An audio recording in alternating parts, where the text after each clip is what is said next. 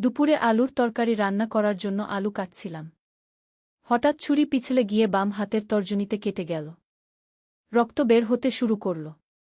আমি আহ করে উঠতেই ছেলে দৌড়ে এল। সে তাড়াতাড়ি আমার হাত ধুয়ে অ্যান্টিসেপটিক লাগিয়ে ব্যান্ডেজ বেঁধে দিল।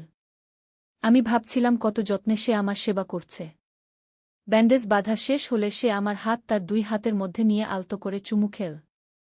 আমি বললাম, কি করিস? সে আমার চোখের দিকে তাকিয়ে বলল, মা, এই রক্ত দেখে আমি বুঝতে পারলাম তুমি আমার জীবনের কত গুরুত্বপূর্ণ অংশ।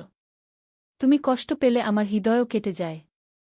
আমি তোমাকে এভাবে যন্ত্রণা পেতে দেখতে পারি না। সে আরও বলল, আমি চাই সারা জীবন তোমার যত্ন নিতে, শুধু ছেলে হিসেবে নয়, স্বামী হিসেবে।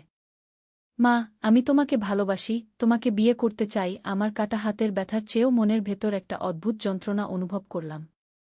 সে আমার সুস্থ হাতটা ধরে বলল, তুমি আমার স্ত্রী হলে আমি তোমাকে কখনো একটুও কষ্ট পেতে দেব না।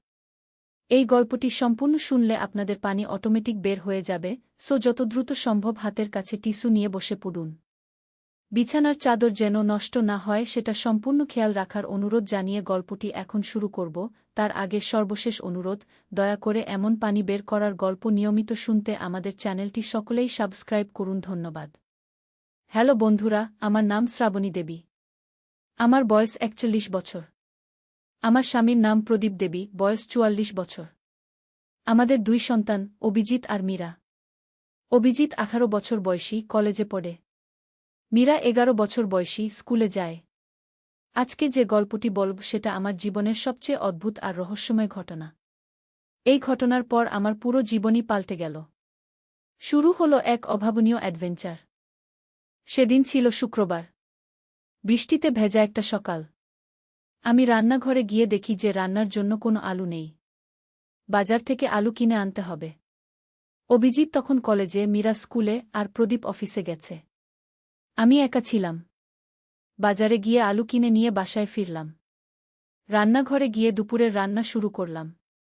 আলু কাটার সময় ঘটনাটা ঘটল। ছুরি হাত থেকে পিছলে গিয়ে আমার বাম হাতের তর্জনীতে কেটে গেল। রক্ত বের হতে শুরু করল। আমি আহ করে চিৎকার করে উঠলাম। ঠিক সেই মুহূর্তেই অভিজিৎ ঘরে ঢুকল। সে তো কলেজে যাওয়ার কথা ছিল। সে কেন এত তাড়াতাড়ি ফিরে এল? তাকে জিজ্ঞেস করার আগেই সে দৌড়ে এসে আমার কাছে পৌঁছাল। তাড়াতাড়ি আমার হাত ধুয়ে অ্যান্টিসেপটিক লাগিয়ে ব্যান্ডেজ বেঁধে দিল। আমি অবাক হয়ে ভাবছিলাম কত যত্নে সে আমার সেবা করছে। এত বছর ধরে আমি তার যত্ন নিয়েছি, আর আজ সে আমার যত্ন নিচ্ছে। মাতৃত্বের এই মধুর অনুভূতি আমার মনে গভীর তৃপ্তি এনে দিচ্ছিল। ব্যান্ডেজ বাঁধা শেষ হলে সে আমার হাত তার দুই হাতের মধ্যে নিয়ে আলতো করে চুমু খেল। আমি কিছুটা অবাক হয়ে বললাম, কি করিস অভিজিৎ? সে আমার চোখের দিকে তাকিয়ে বলল, মা, এই রক্ত দেখে আমি বুঝতে পারলাম তুমি আমার জীবনের কত গুরুত্বপূর্ণ অংশ। তুমি কষ্ট পেলে আমার হৃদয়ও কেটে যায়। আমি তোমাকে এভাবে যন্ত্রণা পেতে দেখতে পারি না। তার কথা শুনে আমার চোখে পানি এসে গেল। ছেলেরা সাধারণত এভাবে আবেগ প্রকাশ করে না। কিন্তু আজ অভিজিতের কথায় মাতৃত্বের গভীর আনন্দ অনুভব করছিলাম। সে আরও বলল, আমি চাই সারা জীবন তোমার যত্ন নিতে, শুধু ছেলে হিসেবে নয়, স্বামী হিসেবে। মা, আমি তোমাকে ভালোবাসি, তোমাকে বিয়ে করতে চাই। তার এই কথা শুনে আমার কাটা হাতের ব্যথার চেয়েও মনের ভেতর একটা অদ্ভুত যন্ত্রণা অনুভব করলাম। এ কেমন কথা? ছেলে মায়ের সাথে এমন কথা বলে কেমন করে? সে আমার সুস্থ হাতটা ধরে বলল, তুমি আমার স্ত্রী হলে আমি তোমাকে কখনো একটুও কষ্ট পেতে দেব না। আমি অভিজিতের মুখের দিকে তাকালাম। তার চোখে কেমন একটা অদ্ভুত আলো দেখতে পেলাম। এটা কি আমার ছেলে? নাকি অন্য কেউ? অভিজিৎ, তুই কি বলছিস? আমি তো তোর মা, আমি কাঁপা গলায় বললাম। হ্যাঁ মা, আমি জানি তুমি আমার মা। কিন্তু তুমি একজন নারী। আর আমি একজন পুরুষ। প্রেমে কোনো সম্পর্ক দেখে না। তার কথা শুনে আমার মাথা ঘুরে গেল। আমি দেয়ালের সাথে ঠেস দিয়ে দাঁড়ালাম। তুই পাগল হয়ে গেছিস নাকি? এসব কি বলছিস তুই? মা, আমি পাগল হইনি। আমি শুধু সত্য কথা বলছি। তোমার স্বামী তোমার যত্ন নিতে পারে না। সে সারাদিন কাজে ব্যস্ত থাকে। কিন্তু আমি তোমাকে রানীর মতো রাখব। অভিজিতের এই আচরণ আমার কাছে সম্পূর্ণ অস্বাভাবিক মনে হচ্ছিল। হঠাৎ করে সে এমন কেন আচরণ করছে? কিছুতেই বুঝতে পারছিলাম না। অভিজিৎ, তুই কলেজে যাসনি কেন? তোর ক্লাস নেই? মা, আজ সকালে ঘুম থেকে উঠে মনে হচ্ছিল তোমার কোনো বিপদ হবে। তাই কলেজে না গিয়ে বাসায় থেকে গেলাম। আর দেখো, তুমি আজ হাত কেটে ফেলেছ। আমার অনুভূতি তো ভুল ছিল না। তার কথা শুনে আমার গা ছমছম করে উঠল। সে কি করে জানো যে আমার বিপদ হবে? এটা কি কোনো কাকতালীয় ব্যাপার নাকি অন্য কিছু? কিন্তু অভিজিৎ, তুই এসব অদ্ভুত কথা কেন বলছিস? আমি তোর মা, তুই আমার ছেলে। এর বেশি কিছু আমাদের মধ্যে হতে পারে না। মা, সম্পর্কের নাম দিয়ে কি হবে? অনুভূতিই তো আসল কথা। আমি তোমাকে একজন নারী হিসেবে ভালোবাসি। তার কথায় আমি রেগে গেলাম। অভিজিৎ, তুই এখনই এসব বাজে কথা বন্ধ কর। তোর বাবা এসে শুনলে কি ভাববেন? বাবা? বাবা তো তোমার সাথে ভালো ব্যবহার করেন না। রাত 2টার সময় মাতাল হয়ে বাসায় আসেন। তুমি কত কষ্ট করো। আমি তোমাকে সেই কষ্ট থেকে মুক্তি দিতে পারি। প্রদীপের সাথে আমার সমস্যার কথা অভিজিৎ কেমন করে জানে? আমি তো কখনো তার সামনে এসব নিয়ে কথা বলিনি। তুই এসব কেমন করে জানিস? মা, আমি সব দেখি, সব শুনি। রাতে তোমার কান্নার আওয়াজ পাই। বাবার সাথে তোমার ঝগড়ার আওয়াজ শুনি। আমার খুব কষ্ট হয়। অভিজিতের কথা শুনে আমার মন খারাপ হয়ে গেল। আমি ভেবেছিলাম ছেলেমেয়েরা আমাদের সমস্যার কথা জানে না। কিন্তু অভিজিৎ সব জানে। তাই বলে এসব অদ্ভুত কথা বলবি? তুই আমার ছেলে, এটা ভুলে যাস না। মা, আমি কিছু ভুলিনি। কিন্তু আমি তোমাকে খুশি রাখতে চাই। তোমার মুখে হাসি দেখতে চাই। ঠিক তখনই দরজার কাছে পায়ের আওয়াজ শুনতে পেলাম। মীরা স্কুল থেকে ফিরে এসেছে। মা, আমি এসে গেছি, মীরা চিৎকার করে বলল। অভিজিৎ তাড়াতাড়ি আমার হাত ছেড়ে দিল আর কিছুটা দূরে সরে গেল। মীরা রান্নাঘরে ঢুকে দেখে আমার হাতে ব্যান্ডেজ বাঁধা। মা, তোমার হাতে কি হয়েছে? কিছু না মা, আলু কাটতে গিয়ে হাত কেটে গেছে। ও আচ্ছা। ভাইজা, তুমি কলেজে যাওনি? অভিজিৎ কিছুটা লজ্জিত হয়ে বলল, আজ ক্লাস নেই। মীরা চলে গেলে অভিজিৎ আবার আমার কাছে এসে দাঁড়াল। মা, আমি যা বলেছি সেটা নিয়ে ভেব। আমি তোমাকে সত্যি সত্যি খুশি রাখতে পারব। অভিজিৎ, তুই এসব ভুলে যা। এগুলো ঠিক না। কেন ঠিক না মা? আমি তোমাকে ভালোবাসি, এটাই তো সত্য। আমি আর কোনো কথা না বলে রান্নাঘর থেকে বের হয়ে গেলাম। নিজের রুমে গিয়ে দরজা বন্ধ করে বিছানায় শুয়ে পড়লাম। অভিজিতের কথাগুলো আমার মাথায় ঘুরপাক খাচ্ছিল। সে কেন এমন কথা বলল? এটা কি কোনো মানসিক সমস্যা? নাকি অন্য কিছু? সন্ধ্যায় প্রদীপ অফিস থেকে ফিরল। আমি তার সাথে অভিজিতের আচরণের কথা বলতে চাইলাম, কিন্তু পারলাম না। কেমন যেন লজ্জা লাগছিল। রাতে খাওয়ার সময় অভিজিৎ স্বাভাবিক আচরণ করল। কিন্তু মাঝে মাঝে আমার দিকে এমনভাবে তাকাচ্ছিল যেন কিছু বলতে চাইছে। খাওয়ার পর সবাই নিজের নিজের কাজে চলে গেল। আমি বারান্দায় গিয়ে দাঁড়ালাম। হঠাৎ অভিজিৎ এসে আমার পাশে দাঁড়াল। মা, তুমি কি আমার কথা নিয়ে ভেবেছ? অভিজিৎ, তুই এসব ভুলে যা। এগুলো ঠিক না। কিন্তু কেন মা? আমি তোমাকে সত্যিই ভালোবাসি। তোমার সুখের জন্য আমি যা কিছু করতে পারি সব করব। অভিজিৎ, আমি তোর মা। তুই আমার ছেলে। আমাদের মধ্যে এই সম্পর্কই থাকবে। কিন্তু মা, সম্পর্কের চেয়ে ভালোবাসা বড়। আমি তোমাকে অনেক ভালোবাসি। আমি তার কথায় বিরক্ত হয়ে ঘরে চলে গেলাম। রাতে অনেক দেরি পর্যন্ত ঘুম আসেনি। অভিজিতের কথাগুলো মাথায় ঘুরছিল। পরদিন সকালে ঘুম থেকে উঠে দেখি অভিজিৎ কলেজে চলে গেছে।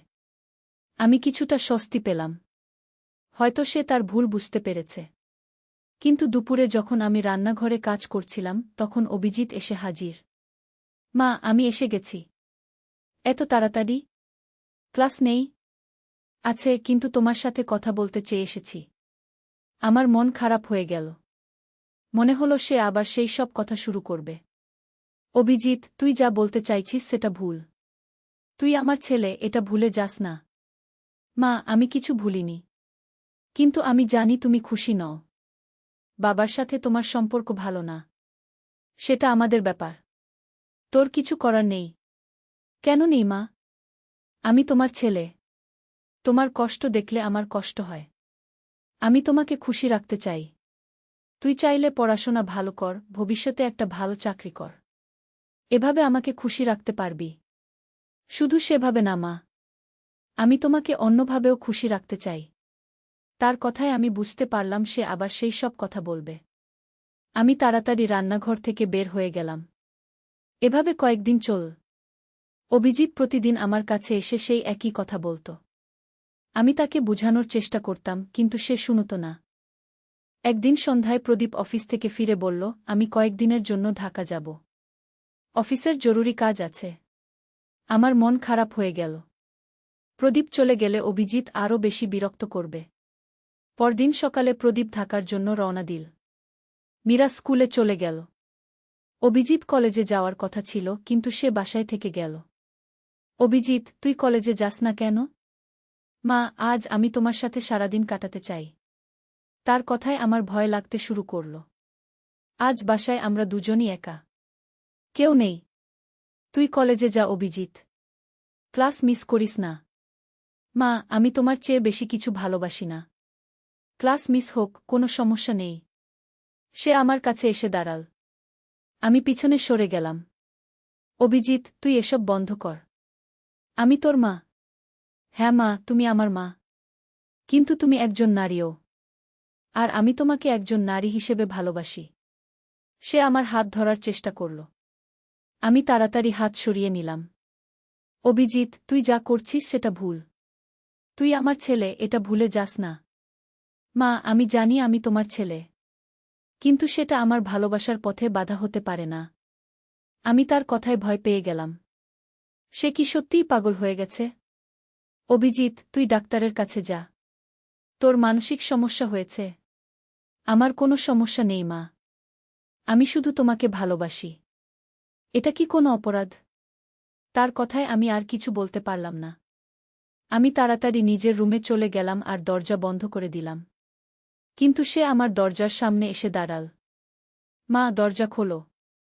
আমি তোমার সাথে কথা বলতে চাই। অভিজিৎ, তুই যা। আমি তোর সাথে কোনো কথা বলবো না। মা, আমি তোমাকে কষ্ট দিতে চাই না। আমি শুধু তোমাকে ভালোবাসি। আমি দরজা বন্ধ রেখে বিছানায় শুয়ে থাকলাম। কিছুক্ষণ পর সে চলে গেল। দুপুরের দিকে সে আবার আমার রুমের দরজায় এসে দাঁড়াল। মা, খাবার খাবে না? আমি তোমার জন্য রান্না করেছি। রান্না করেছে? অভিজিৎ কখনো রান্না করে না। আমি দরজা খুলে বের হলাম। রান্নাঘরে গিয়ে দেখি সত্যিই সে রান্না করেছে। তবে রান্নাটা তেমন ভালো হয়নি। তুই কেন রান্না করলি? মা, আমি তোমার যত্ন নিতে চাই। তুমি সারা জীবন আমাদের জন্য রান্না করেছ। আজ আমি তোমার জন্য রান্না করলা। রাত 2টায় আমার প্রচণ্ড মাথা ব্যথা হল। ছেলে আমাকে ওষুধের দোকানে নিয়ে গেল আর দোকানদারকে বলল, আমার বুয়ের মাথা ব্যথা। কিছুদিন আমি চমকে উঠলাম, কিন্তু কিছু বলতে পারলাম না তীব্র ব্যথায়। দোকানদার ওষুধ দিয়ে বলল, ভাই, বুয়ের যত্ন নিবেন। বাড়ি ফেরার পথে আমি জিজ্ঞেস করলাম, কেন বললি বউ? সে গাড়ি থামিয়ে আমার দিকে তাকাল। মধ্যরাতের নিস্তব্ধতায় সে বলল, কারণ আমি তোমাকে সত্যিই আমার বউ হিসেবে দেখি। তুমি অসুস্থ হলে আমার যে কষ্ট হয়, সেটা একজন স্বামীর মতো। আমি হতবাক হয়ে বললাম, তুই কি বলছিস? সে আমার হাত ধরে বলল, মা, আমি তোমাকে ভালোবাসি। তুমি আমার জীবনের সবচেয়ে গুরুত্বপূর্ণ নারী। আমি চাই তুমি আমার স্ত্রী হও। রাস্তার আলোর নিচে তার মুখ দেখে আমার বুকের ভিতর কেমন যেন করতে লাগল। সে বলল, আমি তোমার যত্ন নিতে চাই স্বামীর মতো করে। তুমি অসুস্থ হলে আমার হৃদয় ভেঙে যায়। আমি নিশ্চুপ হয়ে রইলাম। সে আমার কপালে হাত রেখে বলল, মা, তুমি আমার কাছে শুধু মা নও, তুমি আমার প্রেমিকা। গাড়ির ভিতর নিস্তব্ধতা নেমে এলো। ওষুধের প্যাকেট আমার হাতে কাঁপছিল। এই গল্পটি সম্পূর্ণ শুনলে আপনাদের পানি অটোমেটিক বের হয়ে যাবে, সো যত দ্রুত সম্ভব হাতের কাছে টিস্যু নিয়ে বসে পড়ুন। বিছানার চাদর যেন নষ্ট না হয় সেটা সম্পূর্ণ খেয়াল রাখার অনুরোধ জানিয়ে গল্পটি এখন শুরু করব। তার আগে সর্বশেষ অনুরোধ, দয়া করে এমন পানি বের করার গল্প নিয়মিত শুনতে আমাদের চ্যানেলটি সকলেই সাবস্ক্রাইব করুন। ধন্যবাদ। হ্যালো বন্ধুরা, আমার নাম সুমিত্রা সেন। আমার বয়স 43 বছর। আমার স্বামীর নাম প্রসেনজিৎ সেন, বয়স 47 বছর। আমাদের 2 সন্তান, রাহুল আর প্রিয়া। রাহুল 21 বছর বয়সী, ইউনিভার্সিটিতে পড়ে। প্রিয়া 14 বছর বয়সী, হাই স্কুলে যায়। আজ যে ঘটনাটি আপনাদের বলবো সেটা আমার জীবনের সবচেয়ে অদ্ভুত এবং রহস্যময় অভিজ্ঞতা। কেউ হয়তো বিশ্বাস করবেন না, কিন্তু প্রতিটি শব্দ সত্যি। সেদিন বৃহস্পতিবার ছিল। সকাল 10টার দিকে আমি রান্নাঘরে কাজ করছিলাম। হঠাৎ রাহুল এসে বলল, মা, আজ তোমার সাথে আমার জরুরি কিছু কথা আছে। বিকেলে একটু সময় দিবি? আমি অবাক হয়ে বললাম, কি ব্যাপার বাবা, এত গুরুত্ব দিয়ে কথা বলার কি আছে? সে খুব গম্ভীর মুখে বলল, মা, এটা খুবই গোপনীয় বিষয়। বাবা আর প্রিয়া যেন না জানে। বিকেলবেলা প্রসেনজিৎ অফিস থেকে ফিরল। প্রিয়া স্কুল থেকে এসে পড়তে বসল। আমি ভাবছিলাম রাহুল আসলে কি বলতে চায়। সন্ধ্যা ৭টার দিকে রাহুল আমার রুমে এসে দরজা বন্ধ করে দিল। আমি জিজ্ঞেস করলাম, কি হয়েছে রাহুল? এত রহস্য করছিস কেন? সে আমার পাশে বসে বলল, মা, আমি তোমাকে যা বলবো সেটা শুনে তুমি হয়তো রেগে যাবি, কিন্তু আমি আর লুকিয়ে রাখতে পারছি না, আমার হৃদস্পন্দন বেড়ে গেল। আমি বললাম, বলো কি ব্যাপার? রাহুল গভীর নিঃশ্বাস নিয়ে বলল, মা, গত মাসে যখন তুমি আর বাবা কক্সবাজার ঘুরতে গিয়েছিলে সেই সময় আমাদের বাড়িতে কিছু অদ্ভুত ঘটনা ঘটেছিল। আমি চমকে উঠলাম। কী রকম অদ্ভুত ঘটনা? প্রথম দিন রাতে আমি আর প্রিয়া টিভি দেখছিলাম। হঠাৎ বাড়ির সব লাইট নিভে গেল। আমি ভাবলাম লোডশেডিং হয়েছে। কিন্তু বাইরে তাকিয়ে দেখি পাশের বাড়িগুলোতে সব লাইট জ্বলছে। তারপর কি হলো? আমি জেনারেটর চালু করলাম। কিন্তু মাত্র ৫ মিনিট পর সেটাও বন্ধ হয়ে গেল। আমি আর প্রিয়া মোমবাতি জ্বালিয়ে বসে রইলাম। তখনই আমরা শুনলাম দোতলা থেকে কেউ যেন পায়চারি করছে। আমার গা শিউরে উঠল। তোমরা দোতলায় যাওনি? প্রিয়া খুবই ভয় পেয়েছিল। আমি সাহস করে দোতলায় গেলাম। কিন্তু সেখানে কাউকে পেলাম না। সব রুম চেক করলাম, কিছু নেই। কিন্তু তোমার রুমের জানালা খোলা ছিল, যেটা আমরা বন্ধ করে রেখেছিলাম। জানালা খোলা? কিন্তু সেটা তো দোতলায়, কেউ বাইরে থেকে খুলতে পারে না। সেটাই তো রহস্য, মা। দ্বিতীয় রাতে আরও অদ্ভুত কিছু হল। আমি আর প্রিয়া একসাথে শুয়েছিলাম হলরুমে। মধ্যরাতের দিকে হঠাৎ রান্নাঘর থেকে বাসনপত্রের আওয়াজ এলো। আমার শরীরে কাঁপুনি দিল। কি আওয়াজ? যেন কেউ রান্না করছে। প্লেট বাটির আওয়াজ, চুলার শব্দ। আমি টর্চ নিয়ে রান্নাঘরে গেলাম। দেখি সব চুলা বন্ধ, কিন্তু একটা পাত্রে গরম ভাত আর তরকারি রয়েছে, যেন কেউ সদ্য রান্না করেছে। তোমরা খেয়েছিলে? না মা, আমার খুব ভয় লেগেছিল। আমি সব ফেলে দিয়েছিলাম। কিন্তু সবচেয়ে অদ্ভুত ব্যাপার হল, পরদিন সকালে রান্নাঘর পরিষ্কার পরিচ্ছন্ন ছিল, যেন কিছুই হয়নি। আমি অবাক হয়ে বললাম, তুমি আমাকে আগে কিছু বলনি কেন? মা, তুমি আর বাবা এত খুশি মনে ঘুরে এসেছিলে, আমি তোমাদের চিন্তায় ফেলতে চাইনি। কিন্তু আজ আরেকটা ব্যাপার হয়েছে বলেই তোমাকে বলছি। আজ কি হয়েছে? রাহুল আরও কাছে এসে ফিসফিস করে বলল, মা, আজ দুপুরে আমি আমাদের পুরনো ফটো অ্যালবামগুলো দেখছিলাম। হঠাৎ একটা ছবি দেখে আমার চোখ আটকে গেল। কোন ছবি? তোমার আর বাবার বিয়ের ছবি, যেটাতে তোমরা হলুদের অনুষ্ঠানে বসে আছো। কিন্তু মা, সেই ছবিতে তোমার পিছনে একজন মহিলা দাঁড়িয়ে আছে, যাকে আমি চিনি না। কেমন দেখতে? বয়স হবে ৫০-এর কাছাকাছি, সাদা শাড়ি পরা, চুল খোপা করা। কিন্তু অদ্ভুত ব্যাপার হল, আমি আজকেই প্রথম এই মহিলাকে সেই ছবিতে দেখলাম। আগে কখনো লক্ষ্য করিনি। আমার মনে পড়ল, হয়তো আমাদের কোনো আত্মীয় ছিলেন। না মা, আমি বাবাকে জিজ্ঞেস করেছিলাম। উনি বলেছেন এমন কাউকে চেনেন না। আরও অদ্ভুত ব্যাপার হল, আমি যখন ছবিটা বাবাকে দেখাতে গেলাম, সেই মহিলা আর ছবিতে ছিলেন না। আমার গা ছমছম করে উঠল। মানে? মানে সেই মহিলা ছবি থেকে অদৃশ্য হয়ে গেছেন। আমি বাবাকে বললাম, তোমার পিছনে একজন মহিলা ছিলেন, কিন্তু বাবা বললেন, কোনো মহিলা তো দেখছি না। আমি উঠে দাঁড়িয়ে বললাম, ছবিটা দেখাও তো। রাহুল আমাকে নিয়ে ড্রয়িং রুমে গেল। পুরনো অ্যালবাম খুলে সেই ছবিটা দেখাল। আমি ছবি দেখে অবাক। সত্যিই আমার পিছনে একজন অপরিচিত মহিলা দাঁড়িয়ে আছেন।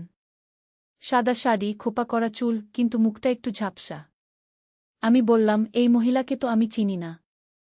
আমাদের বিয়েতে উনি এসেছিলেন কিভাবে? সেটাই তো রহস্য, মা।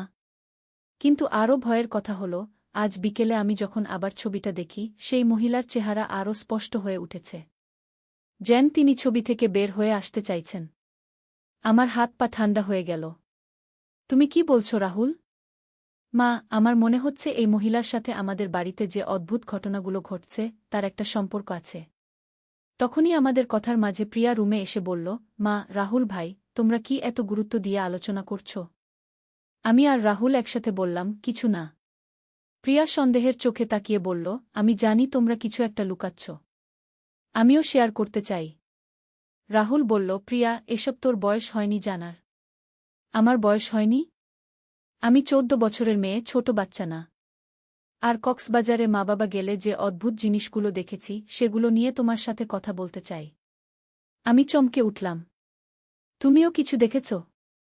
প্রিয়া মাথা নেড়ে বলল, হ্যাঁ মা। রাহুল ভাই যেদিন দোতলায় জানালা খোলা দেখেছিল সেদিন আমি সিঁড়িতে একজন মহিলার ছায়া দেখেছিলাম। তিনি আস্তে আস্তে উপরে উঠে গিয়েছিলেন। রাহুল অবাক হয়ে বলল, তুই আমাকে বলিসনি কেন? তুই তো আমার কথা বিশ্বাস করিস না। বলিস আমি কল্পনা করি। আমি বললাম, মহিলাটিকে কেমন দেখতে লেগেছিল? সাদা শাড়ি, চুল খোপা করা। কিন্তু মুখটা দেখতে পাইনি।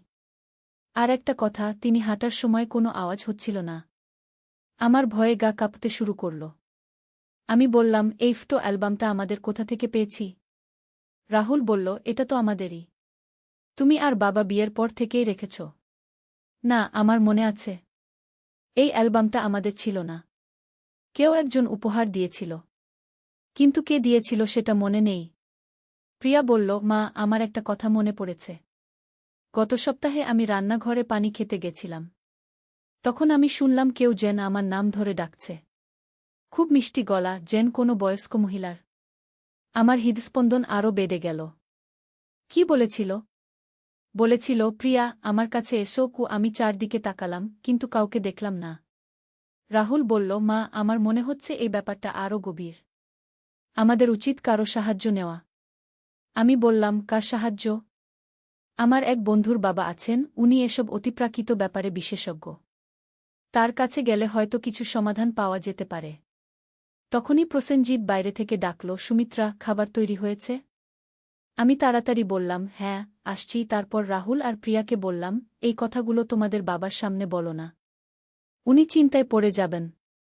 আমরা তিনজনে খেতে বসলাম। কিন্তু খাওয়ার সময় আমার মন খারাপ ছিল। বারবার মনে হচ্ছিল সেই অপরিচিত মহিলার কথা। কে তিনি? কেন আমাদের বাড়িতে এসেছেন? তার কি চান? রাতে শুতে যাওয়ার সময় প্রসেনজিৎ বলল, আজ তোমাকে কেমন যেন অন্যমনস্ক লাগছে। কোনো সমস্যা? আমি বললাম, না, কিছু না। একটু মাথা ব্যথা করছে। ওষুধ খেয়ে নাও। আমি ওষুধ খেয়ে শুয়ে পড়লাম। কিন্তু ঘুম আসছিল না। বারবার সেই ছবির কথা মনে হচ্ছিল। মধ্যরাতের দিকে হঠাৎ আমার ঘুম ভেঙে গেল একটা আওয়াজে। কেউ যেন আস্তে আস্তে আমাদের রুমের দরজায় নক করছে। আমি কান পেতে শুনলাম। হ্যাঁ, পরিষ্কার নখের আওয়াজ। আমি প্রসেনজিৎকে ডাকলাম, কিন্তু উনি গভীর ঘুমে। আমি উঠে দরজার কাছে গেলাম। জিজ্ঞেস করলাম, কে? কোনো উত্তর নেই। কিন্তু নকানো থামল না। আমি আস্তে করে দরজা খুললাম। বাইরে কেউ নেই।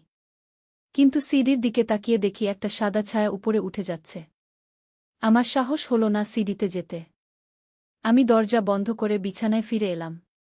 কিন্তু সারারাত আর ঘুম হল না। পরদিন সকালে রাহুল আর প্রিয়ার সাথে কথা বললাম। তারাও বলেছে রাতে অদ্ভুত আওয়াজ শুনেছে। রাহুল বলল, মা, আর দেরি করা ঠিক হবে না। আমার বন্ধুর বাবার সাথে কথা বলি। আমি রাজি হয়ে গেলাম। দুপুরে রাহুলের বন্ধু রবিন এসে আমাদের বাড়ি দেখে গেল। সে তার বাবাকে ফোন করে সব বর্ণনা দিল। রবিনের বাবা নিহারঞ্জন বাবু সন্ধেবেলা আমাদের বাড়িতে এলেন। তিনি একজন অভিজ্ঞ গবেষক, যিনি অতিপ্রাকৃত বিষয় নিয়ে কাজ করেন। উনি ছবিটা দেখে বললেন, এই মহিলা এই বাড়িতে থাকেন। তিনি চান যে তার উপস্থিতি টের পাওয়া হোক। আমি জিজ্ঞেস করলাম, কে তিনি? এটা জানতে হলে আমাকে আরও কিছু তথ্য দিতে হবে। এই বাড়ি আপনারা কত বছর ধরে ভাড়া নিয়ে আছেন? আমরা ভাড়া নিইনি, এটা আমাদের নিজেদের বাড়ি। 10 বছর আগে কিনেছি। আগে এখানে কে থাকত? এক বৃদ্ধ দম্পতি থাকতেন। তারা বিদেশে ছেলের কাছে চলে গেছেন। নিহারঞ্জন বাবু একটু চিন্তা করে বললেন, আমার মনে হচ্ছে এই মহিলার সাথে এই বাড়ির পুরনো কোনো সম্পর্ক আছে। হয়তো তিনি এখানে থাকতেন, অথবা এই বাড়িতে তার কোনো প্রিয় স্মৃতি আছে। প্রিয়া জিজ্ঞেস করল, তিনি কি আমাদের কোনো ক্ষতি করবেন? না, আমার মনে হয় না। তার উপস্থিতি থেকে বোঝা যাচ্ছে তিনি কোনো খারাপ উদ্দেশ্যে নেই। হয়তো তার কোনো অসমাপ্ত কাজ আছে। রাহুল বলল, আমাদের কি করা উচিত? প্রথমে আমাদের জানতে হবে তিনি কে। আমি এই বাড়ির পুরনো রেকর্ড খোঁজ করব। আপনারা কি জানেন এই বাড়িটি কবে তৈরি হয়েছিল? আমি বললাম, আমাদের কাছে যতটুকু তথ্য আছে, এই বাড়িটি প্রায় ৩৫ বছর আগে তৈরি হয়েছিল। তাহলে আমার অনুমান ঠিক। এই মহিলা হয়তো এই বাড়ির প্রথম বাসিন্দা ছিলেন। নিহারঞ্জন বাবু আরও বললেন, আমি কাল সকালে এই এলাকার পুরনো বাসিন্দাদের সাথে কথা বলব। হয়তো কেউ এই মহিলার ব্যাপারে কিছু জানেন। পরদিন সকালে নিহারঞ্জন বাবু আবার এলেন। তার সাথে ছিলেন এই এলাকার একজন বৃদ্ধ মানুষ, গোপাল কাকু। গোপাল কাকু ছবিটা দেখেই চিৎকার করে উঠলেন, হে ভগবান! এ যে মালতীদি! আমরা সবাই অবাক হয়ে তার দিকে তাকালাম। নিহারঞ্জন বাবু বললেন, কে এই মালতীদি? মালতী রায়চৌধুরী। ইনি এই বাড়ির প্রথম মালিক ছিলেন। তার স্বামী ছিলেন ব্যাংকের ম্যানেজার। খুবই ভালো পরিবার ছিল।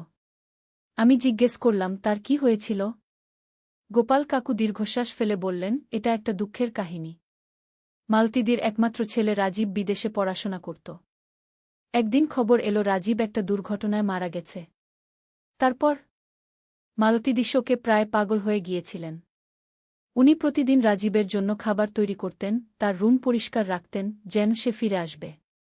স্বামী তাকে বোঝানোর চেষ্টা করতেন, কিন্তু কোনো কাজ হতো না। রাহুল বলল, তারপর কি হল? একদিন সকালে দেখা গেল মালতীদি নেই।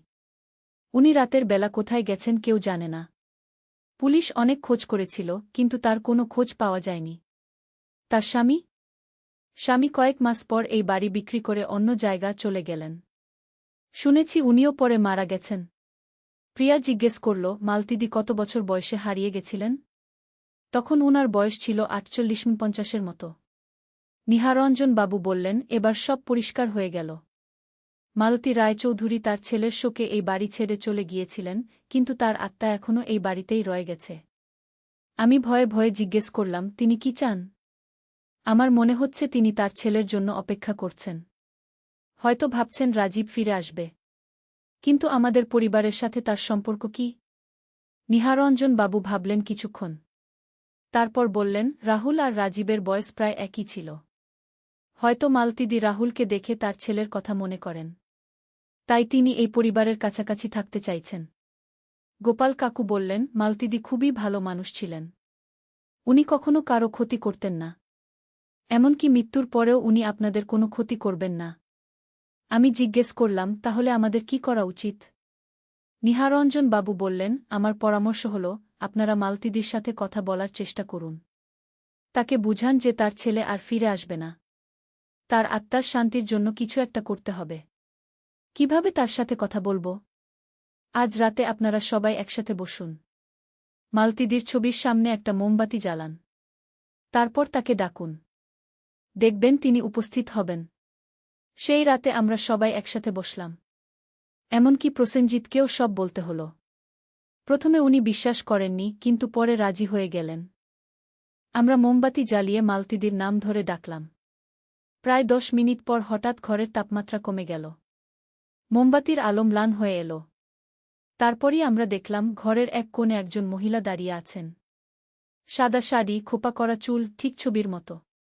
মালতীদি খুব করুণ গলায় বললেন, তোমরা আমাকে ডেকেছ? আমার গলা শুকিয়ে গিয়েছিল।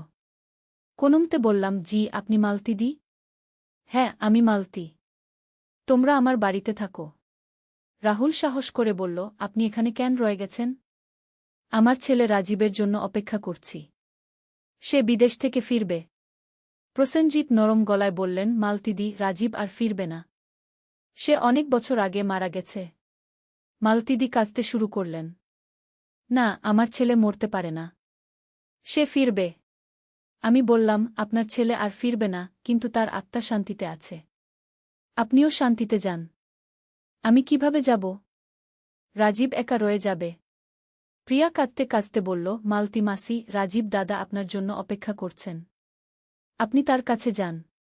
মালতীদি প্রিয়ার দিকে তাকিয়ে বললেন, তুমি ঠিক আমার ছোট মেয়ের মতো দেখতে। আপনারও মেয়ে ছিল? না, কিন্তু আমি একটা মেয়ে চেয়েছিলাম।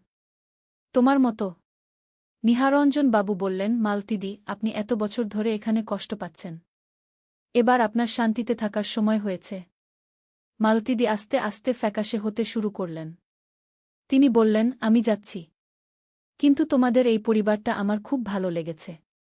তোমরা সবাই সুখে থেকো। আপনিও সুখে থাকুন। মালতীদি হাসলেন। তার মুখে একটা স্বর্গীয় আলো ফুটে উঠল। তিনি বললেন, আমি দেখতে পাচ্ছি রাজীব আমার জন্য হাত বাড়িয়ে দিয়েছে। তারপর তিনি ধীরে ধীরে অদৃশ্য হয়ে গেলেন। ঘরের তাপমাত্রা স্বাভাবিক হয়ে গেল। মোমবাতির আলো আবার উজ্জ্বল হয়ে উঠল। আমরা সবাই অভিভূত হয়ে বসে রইলাম। কেউ কথা বলতে পারছিলাম না। পরদিন সকালে আমি দেখলাম ফটো অ্যালবামের সেই ছবি থেকে মালতীদি অদৃশ্য হয়ে গেছেন। এবার সেখানে শুধু আমি আর প্রসেনজিৎ আছি। সেদিন থেকে আমাদের বাড়িতে আর কোনো অদ্ভুত ঘটনা ঘটেনি। সব স্বাভাবিক হয়ে গেছে। কিন্তু মাঝে মাঝে আমার মনে হয় মালতীদি আমাদের উপর নজর রাখেন। যখন আমরা কোনো বিপদে পড়ি, কোথাও থেকে সাহায্য চলে আসে। গত সপ্তাহে প্রিয়া অসুস্থ হয়ে পড়েছিল। সারারাত জ্বর ছিল। সকালে দেখি তার বালিশের পাশে একটা তুলসী পাতা রাখা। কিন্তু আমাদের বাড়িতে তুলসী গাছ নেই। রাহুল এখন ৪র্থ বর্ষে পড়ছে। সে বলে মাঝে মাঝে পরীক্ষার সময় তার মনে হয় কেউ তাকে সাহায্য করছে। আমি এখনও মাঝে মাঝে রান্নাঘরে কাজ করার সময় মনে করি কেউ আমার পাশে আছে। কিন্তু ভয় লাগে না, বরং একটা নিরাপত্তার অনুভব হয়। আজ মালতীদির মৃত্যুবার্ষিকী। আমরা তার জন্য একটা প্রদীপ জ্বালিয়ে প্রার্থনা করলাম। আমার মনে হল তিনি আমাদের ধন্যবাদ দিচ্ছেন। এই ঘটনা আমাদের পরিবারকে আরও কাছে এনেছে। আমরা বুঝতে পেরেছি যে মৃত্যু শেষ কথা নয়। ভালোবাসা আর স্নেহ মৃত্যুর পরেও থেকে যায়। মালতীদি আমাদের শিখিয়েছেন যে পৃথিবীতে অনেক রহস্য আছে যা আমরা বুঝি না। কিন্তু ভালোবাসা দিয়ে সব সমস্যার সমাধান হয়। আজ যখন আমি এই গল্প বলছি, আমার মনে হচ্ছে মালতীদি কোথাও থেকে শুনছেন। তিনি খুশি হচ্ছেন যে আমরা তার কথা ভুলে যাইনি। এই গল্প আমাদের পরিবারের সবচেয়ে অদ্ভুত অভিজ্ঞতা। কিন্তু এই অভিজ্ঞতা আমাদের আরও মানবিক করে তুলেছে। আমরা বুঝেছি যে মৃত মানুষেরাও আমাদের ভালোবাসেন, আমাদের রক্ষা করেন। আজ রাতে আমি আবার মালতীদির জন্য প্রার্থনা করব, যেন তিনি তার ছেলের সাথে শান্তিতে থাকেন। কিন্তু আমার একটা অনুভব হয় যে মালতীদি আমাদের ছেড়ে সম্পূর্ণ চলে যাননি। তিনি আমাদের অভিভাবক হয়ে রয়েছেন। যখনই আমরা বিপদে পড়ব, তিনি আমাদের পাশে থাকবেন। এই গল্পের শেষে আমি সবাইকে বলতে চাই, আমাদের চারপাশে অনেক রহস্য আছে। সবকিছু বিজ্ঞান দিয়ে ব্যাখ্যা করা যায় না। কিন্তু ভালোবাসা আর বিশ্বাস দিয়ে আমরা সব সমস্যার সমাধান করতে পারি। মালতীদি আমাদের শিখিয়েছেন যে মৃত্যু কোনো ভয়ের বিষয় নয়। এটা শুধু এক জগৎ থেকে আরেক জগতে যাওয়া। আর যারা আমাদের ভালোবাসে তারা কোনো না কোনোভাবে আমাদের পাশেই থাকে। আমি আশা করি এই গল্প শুনে আপনাদের ভালো লেগেছে। এবং যদি কখনো আপনাদের জীবনে এমন কোনো অদ্ভুত ঘটনা ঘটে, তাহলে ভয় না পেয়ে ভালোবাসা দিয়ে সমাধানের চেষ্টা করবেন। আমাদের পরিবার এখন আগের চেয়েও বেশি খুশি। কারণ আমরা জানি মালতীদি আমাদের উপর নজর রাখছেন। তিনি আমাদের একটা অদৃশ্য সুরক্ষা দিয়ে রেখেছেন। রাহুল এখন তার পড়াশোনায় আরও মনোযোগী হয়েছে। সে বলে মাঝে মাঝে মনে হয় কেউ তাকে উৎসাহ দিচ্ছে। প্রিয়াও আগের চেয়ে বেশি আত্মবিশ্বাসী হয়েছে। সে আর ভূতের ভয় পায় না। বরং সে বলে মালতীদি তার বন্ধু। প্রসেনজিৎ এই ঘটনার পর আরও বেশি পারিবারিক হয়ে উঠেছেন। তিনি বুঝেছেন যে পরিবার সবচেয়ে গুরুত্বপূর্ণ। আর আমি এখন আরও বেশি কৃতজ্ঞ। কৃতজ্ঞ আমার পরিবারের জন্য, আমার সুখের জন্য এবং মালতীদির মতো একজন অভিভাবকের জন্য। এই গল্পের মাধ্যমে আমি বুঝেছি যে জীবনে ভালো আর মন্দ দুটোই আছে। কিন্তু ভালোবাসা দিয়ে সব মন্দকে জয় করা যায়। মালতীদি আমাদের শিখিয়েছেন যে সত্যিকারের ভালোবাসা কখনো শেষ হয় না। এটা প্রজন্ম থেকে প্রজন্মে চলে যায়। আজ আমি এই গল্প শেষ করছি এই প্রার্থনা দিয়ে যে মালতীদি যেন সবসময় শান্তিতে থাকেন এবং তার আত্মা যেন চিরমুক্ত হয়। আর আমরা যেন সবসময় মনে রাখি যে আমাদের চারপাশে অনেক অদৃশ্য শক্তি আছে যারা আমাদের ভালোবাসে আর রক্ষা করে। আমাদের শুধু বিশ্বাস রাখতে হবে এবং ভালোবাসা দিতে হবে। এই ছিল আমাদের পরিবারের অদ্ভুত কিন্তু সুন্দর অভিজ্ঞতার গল্প। আশা করি আপনাদের ভালো লেগেছে। নূরের পথ। প্রথম অধ্যায়, আধারের মাঝে আলোর সন্ধান। বাগদাদের গোলাপি সূর্যাস্তের মধ্যে মুজাজ্জিনের আজানের সুর ভেসে আসছিল। শহরের অলিগলিতে মানুষ মাগরিবের নামাজের জন্য প্রস্তুতি নিচ্ছিল। কিন্তু যুবক ইব্রাহিম তখনও তার দোকানের সামনে বসে আছে, মনে অনেক প্রশ্ন নিয়ে। ইব্রাহিম একজন কাপড়ের ব্যবসায়ী ছিল। তার বাবা মারওয়ান ইবনে সালিম এই ব্যবসা শুরু করেছিলেন ২৫ বছর আগে। পরিবারে দিনের চর্চা থাকলেও ইব্রাহিমের মনে সর্বদা দ্বিধা কাজ করত। সে প্রায়ই ভাবত, এই জীবনের উদ্দেশ্য কি? শুধু ব্যবসা করা, বিয়ে করা, সন্তান নেওয়া, এইটুকুই কি জীবন? সেদিন সন্ধ্যায় দোকান বন্ধ করে বাড়ি ফেরার পথে ইব্রাহিমের সাথে দেখা হল তার বন্ধু উমরের। উমর ছিল একজন আলেম, যিনি স্থানীয় মসজিদে দ্বীনী শিক্ষা দিতেন। আসসালামু আলাইকুম ইব্রাহিম ভাই, উমর বলল। কেমন আছেন? আপনাকে চিন্তিত দেখাচ্ছে গি। ওয়া আলাইকুমুসসালাম। আমি ভালো আছি, তবে গু। ইব্রাহিম থামল। উমর ভাই, আমি কিছু প্রশ্নে পেরেশান হয়ে আছি। আপনার সাথে কথা বলতে পারি? অবশ্যই। চলুন মসজিদে বসি গু। মসজিদের শান্ত পরিবেশে দুজন বসল। ইব্রাহিম তার মনের কথা খুলে বলল। উমর ভাই, আমি প্রতিদিন নামাজ পড়ি, রোজা রাখি, জাকাত দিই। কিন্তু এসবের মধ্যে আমার আত্মার তৃপ্তি নেই। মনে হয় যেন আমি শুধু আনুষ্ঠানিকতা পালন করছি। আল্লাহর সাথে আমার সম্পর্ক কোথায়? উমর মনোযোগ দিয়ে শুনল। তারপর ধীর গলায় বলল, ইব্রাহিম, আপনার এই প্রশ্নগুলো খুবই স্বাভাবিক। আল্লাহ তায়ালা পবিত্র কুরআনে বলেছেন, তিনিই সেই সত্তা যিনি উম্মীদের মধ্য থেকে একজন রাসূল পাঠিয়েছেন, যিনি তাদের কাছে তার আয়াত তিলাওয়াত করেন, তাদের পবিত্র করেন এবং তাদের কিতাব ও হিকমত শিক্ষা দেন। এর অর্থ কি? ইব্রাহিম জানতে চাইল। এর অর্থ হল, আল্লাহর পথে চলার জন্য শুধু বাহ্যিক ইবাদত যথেষ্ট নয়। দরকার আত্মার পরিশুদ্ধি, জ্ঞানার্জন এবং হিকমত বা প্রজ্ঞা অর্জন। আপনার মধ্যে যে অস্থিরতা, সেটা আল্লাহর পক্ষ থেকে একটা সংকেত যে আপনি আরও গভীরে যাওয়ার জন্য প্রস্তুত। দ্বিতীয় অধ্যায়, জ্ঞানের সন্ধানে। পরের দিন ইব্রাহিম তার জীবনে একটা নতুন রুটিন শুরু করল। ফজরের নামাজের পর সে কুরআন তিলাওয়াত করত এবং তার অর্থ বোঝার চেষ্টা করত। উমর তাকে একটি তাফসির গ্রন্থ দিয়েছিল। একদিন সূরা বাকারার একটি আয়াত পড়তে গিয়ে ইব্রাহিম থমকে গেল। যারা ঈমান এনেছে এবং সৎকাজ করেছে, তাদের জন্য কোনো ভয় নেই এবং তারা দুঃখিত হবে না। 2:6-2। সে ভাবল, ঈমান আনা আর সৎকাজ করা, এই দুটো বিষয়ের মধ্যে কি সম্পর্ক? আমি তো ঈমান এনেছি, কিন্তু সৎকাজ বলতে কি বোঝায়? সেদিন দুপুরে দোকানে একজন বৃদ্ধ লোক এল। তার পোশাক ছেঁড়া, চেহারায় দরিদ্রতার ছাপ। সে ইব্রাহিমের কাছে একটি সাধারণ কাপড় কিনতে চাইল। এর দাম কত হবে? বৃদ্ধ লোক জিজ্ঞেস করল। 5 দিরহাম, ইব্রাহিম বলল। আমার কাছে শুধু 3 দিরহাম আছে, বৃদ্ধ লোক দুঃখিত স্বরে বলল। সাধারণত ইব্রাহিম এমন পরিস্থিতিতে দাম কমাত না। কিন্তু সকালে পড়া আয়াতটি তার মনে এল। সে ভাবল, সৎকাজ তো এখানেই শুরু হয়। বাবা, আপনি 3 দিরহামই দেন।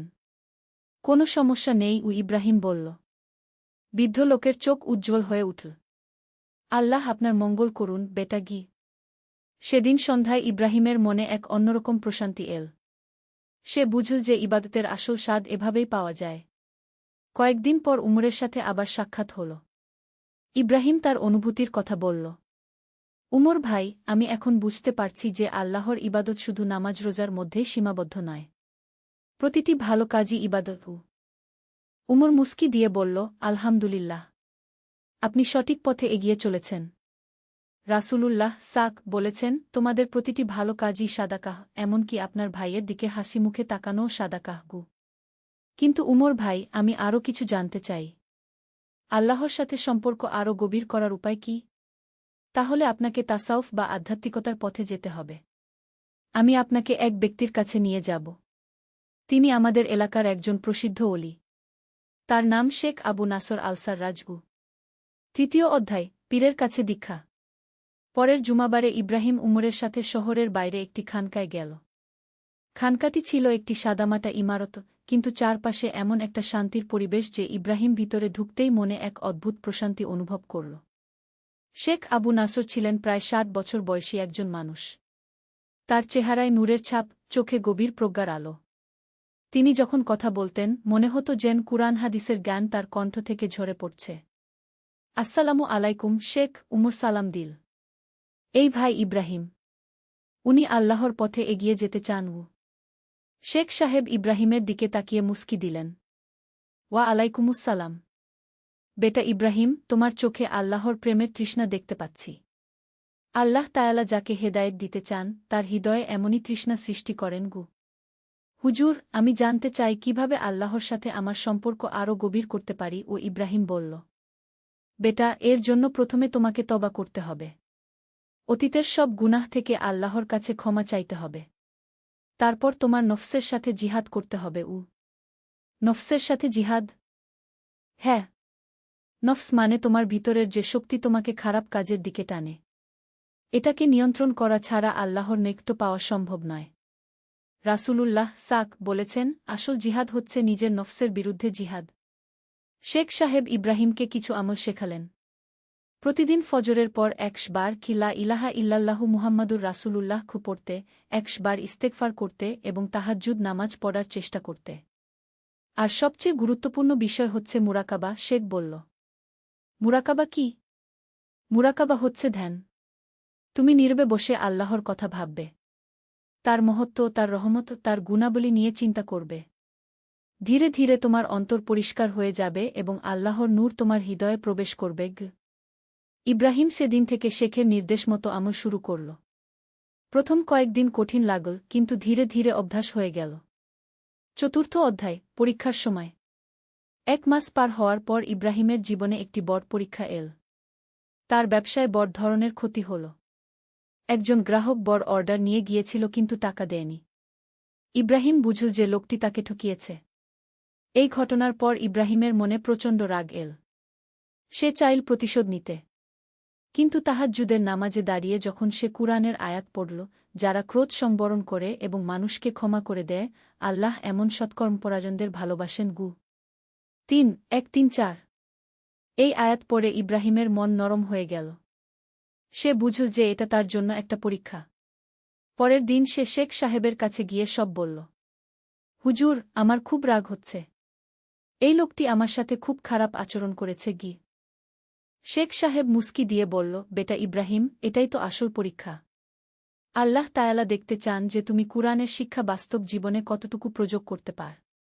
রাসূলুল্লাহ বলেছেন, যে ব্যক্তি তার রাগকে নিয়ন্ত্রণ করে যখন সে প্রতিশোধ নিতে সক্ষম, আল্লাহ তাকে জান্নাতের যে কোনো হুরির সাথে বিয়ে দেওয়ার অধিকার দেবেন। কিন্তু হুজুর, আমার আর্থিক অবস্থা খারাপ হয়ে যাবে। বেটা, আল্লাহর উপর ভরসা রাখ।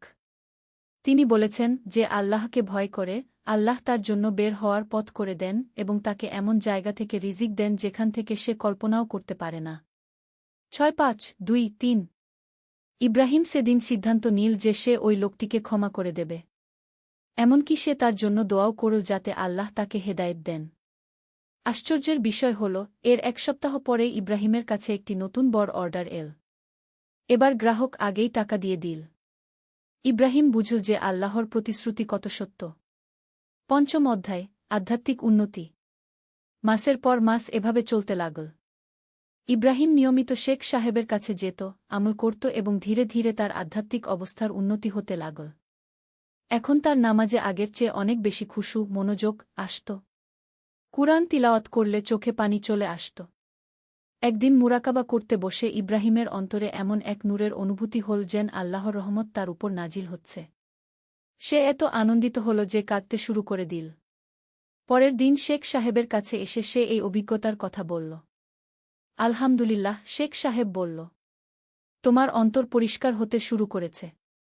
কিন্তু মনে রেখ, এই অনুভূতিগুলো এসে যেতেই থাকবে। এগুলো নিয়ে গর্ব করবে না। আল্লাহর কাছে আরও বিনয়ী হতে থাকু। শেখ সাহেব তখন তাকে কিছু হাদিস শোনাল। রাসূলুল্লাহ বলেছেন, দুনিয়া মুমিনের জন্য কারাগার আর কাফিরের জন্য জান্নাত। এর অর্থ হল, মুমিন ব্যক্তি দুনিয়ার মোহ থেকে মুক্ত থাকে এবং আখিরাতের প্রস্তুতিতে ব্যস্ত থাকে। আর একটি হাদিসে বলা হয়েছে, দুনিয়া সবুজ ও সুন্দর। আল্লাহ তোমাদের এখানে খলিফা বানিয়েছেন যাতে দেখতে পারেন তোমরা কি করো। এর মানে কি হুজুর? ইব্রাহিম জানতে চাইল। এর মানে হল, দুনিয়া থেকে একদম বিচ্ছিন্ন হয়ে যাওয়া ইসলামের শিক্ষা নয়, বরং দুনিয়ায় থেকে দুনিয়ার কাজ করে কিন্তু অন্তরে আল্লাহর মহব্বত রেখে জীবন যাপন করা। ষষ্ঠ অধ্যায়, সেবার পথে। ইব্রাহিমের আধ্যাত্মিক উন্নতির সাথে সাথে তার মধ্যে মানুষের সেবা করার প্রবল আগ্রহ জাগল। সে শেখ সাহেবকে বলল এই ব্যাপারে, হুজুর, আমি মানুষের কল্যাণে কিছু করতে চাই। এটাই তো ইসলামের মূল শিক্ষা। শেখ সাহেব বলল। রাসূলুল্লাহ বলেছেন, মানুষের মধ্যে সেই ব্যক্তিই উত্তম যে অন্য মানুষের কল্যাণ করে। শেখ সাহেব ইব্রাহিমকে বিভিন্ন সেবামূলক কাজে অংশগ্রহণ করতে উৎসাহিত করল। ইব্রাহিম প্রথমে তার দোকানের পাশে একটি ছোট মক্তব খুলল যেখানে গরিব বাচ্চাদের বিনামূল্যে কুরআন ও আরবি শেখানো হতো। এরপর সে এতিম বাচ্চাদের জন্য একটি ফান্ড খুলল। প্রতি মাসে তার আয় থেকে একটি অংশ সেখানে জমা করত। ধীরে ধীরে অন্যরাও এই কাজে যোগ দিল। একবার শহরে দুর্ভিক্ষ দেখা দিল। ইব্রাহিম তার সমস্ত মজুদ চাল বিনামূল্যে বিতরণ করে দিল। তার স্ত্রী আয়েশা প্রথমে আপত্তি করল। এভাবে সব দিয়ে দিলে আমাদের সংসার চলবে কিভাবে? ইব্রাহিম মৃদু হেসে বলল, আয়েশা, আল্লাহ বলেছেন, তোমরা যা কিছু দান কর, তিনি তার বিনিময় দেবেন। 3:4-3:9 আর রাসূলুল্লাহ বলেছেন, দান করলে সম্পদ কমে না। সত্যিই কিছুদিন পরে ইব্রাহিমের ব্যবসায় আগের চেয়ে বেশি লাভ হতে লাগল।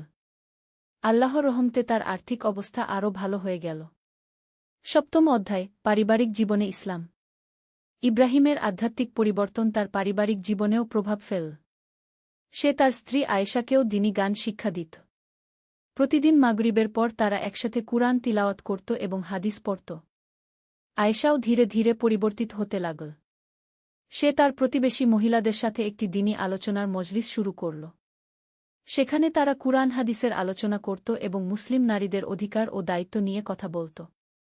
ইব্রাহিমের ছেলে মুহাম্মদ তখন 10 বছর বয়স। ইব্রাহিম তো আল্লাহর রহমত। একটি ইসলামিক গল্প। প্রথম অধ্যায়, হারিয়ে যাওয়া স্বপ্ন। মক্কার পূর্ব দিকে একটি ছোট গ্রামে বাস করতেন হাসান ইবনে আহমদ।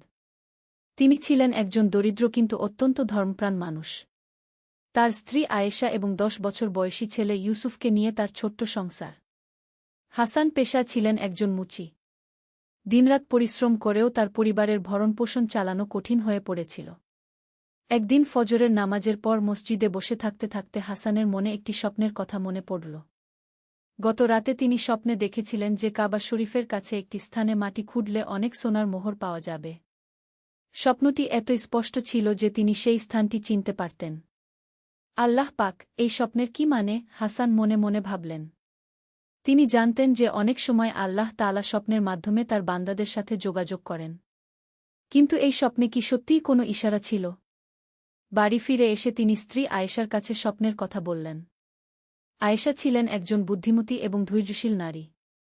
তিনি স্বামীর কথা শুনে বললেন, হে আমার স্বামী, যদি এই স্বপ্ন আল্লাহর পক্ষ থেকে হয়ে থাকে, তাহলে তিনি অবশ্যই আমাদের পথ দেখাবেন গু। কিন্তু হাসানের কাছে মক্কা যাওয়ার মতো অর্থ ছিল না। তার সামান্য যে সঞ্চয় ছিল তাও শেষ হয়ে গিয়েছিল ছেলের অসুখের চিকিৎসায়। তবুও স্বপ্নটি তার মনে বারবার ঘুরে আসছিল। সেদিন সন্ধ্যায় হাসান তার বন্ধু আবু বকরের কাছে গেলেন। আবু বকর ছিলেন গ্রামের একজন ধনী ব্যবসায়ী এবং হাসানের ঘনিষ্ঠ বন্ধু। হাসান তার কাছে স্বপ্নের কথা বললেন এবং মক্কা যাওয়ার জন্য কিছু অর্থ ধার চাইলেন। আবু বকর হেসে বললেন, বন্ধু, তুমি স্বপ্নের পেছনে এত সময় নষ্ট করো কেন? এসব তো শয়তানের কুমন্ত্রণা।